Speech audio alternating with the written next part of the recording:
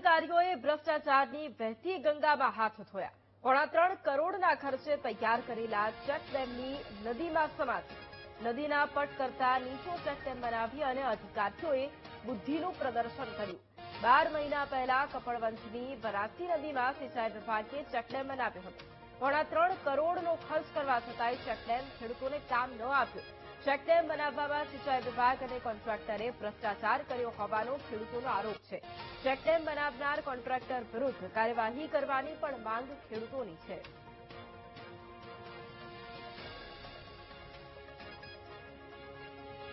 જે આ ચેકડેમ બન્યો છે એમાં ખેડૂતને ફાયદો કશો થયો નહીં, પાણીનો સંગ્રહ થતો નથી। કોન્ટ્રાક્ટરની બેદરકારીના કારણે પૈસા સરકારના ખોટા વેડફાઈ ગયા। એના પર કાયદેસરની કાર્યવાહી કરવી જોઈએ કોન્ટ્રાક્ટર ઉપર, આજુબાજુના અધિકારીઓ ઉપર। તો ખેડૂતને લાભ થવો જોઈએ, લાભ થયો નહીં। ક્યારે બને? લગભગ બને ચેકડેમ 12 મહિના જેવું થઈ ગયું, 12 મહિના ઉપર જેવું થઈ ગયું। અસલ પાણી બધું વહી ગયું, એનો કોઈ ફાયદો થયો નહીં। જે વરાસી નદીમાં ચેકડેમ જે બન્યો છે તે તેના કરોડો રૂપિયા જે ફાળવીને બનાવ્યો છે તેનાથી ખેડૂતને કોઈ જ લાભ નથી। જે જમીનની અંદર બનાવ્યો છે તેનાથી કઈ રીતે પાણી સંગ્રહ થવાનું છે? જે એના કરતા તો જે પેલા લોખંડના દરવાજા વાળો જે ચેકડેમ હતો તે જ જો રિપેર કર્યો હોત ઓછા ખર્ચામાં તો તેનાથી ખેડૂતોને ઘણો લાભ થાય એવો હતો બોર રિચાર્જ થઈને। અત્યારે હાલ મારા બોરમાં પાણીનું સ્તર નીચું આવી ગયું છે।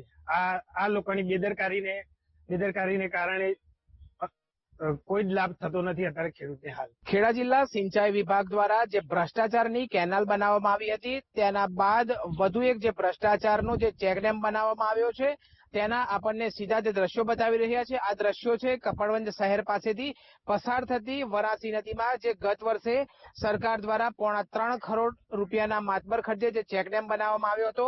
આ ચેકડેમ જે બનાવવામાં આવ્યો છે, જે પાછળના ભાગે જે દ્રશ્યો દેખાઈ રહ્યા છે એ નદીના જે પટ છે તેના કરતા પણ આ નીચો ચેકડેમ બનાવવામાં આવ્યો છે, જેને લઈને હાલ નદીમાં પાણી નથી રહ્યું અને જેને કારણે આ જે વિસ્તારના જે રહીશો છે, જે 50 ગામના જે રહીશો છે તે ઘણા વર્ષોથી રાહ જોઈને બેઠા હતા કે ચેકડેમ બનશે તો તેમને સિંચાઈનું તેમજ પીવાનું પાણી મળી રહે છે, પરંતુ હજુ સુધી આ જે ચેકડેમ બનાવવામાં આવ્યો છે તે હાલ વ્યર્થ ગયો હોય તે રીતના દ્રશ્યો છે। અને જે ચેકડેમ બનાવવામાં આવ્યો છે તેને જાણે કે હાલ જે નદીમાં સમાધિ લીધી હોય તે પ્રકારના દ્રશ્યો સામે આવ્યા છે। Nikhil Bhoi, VTV news, Kapadvanj.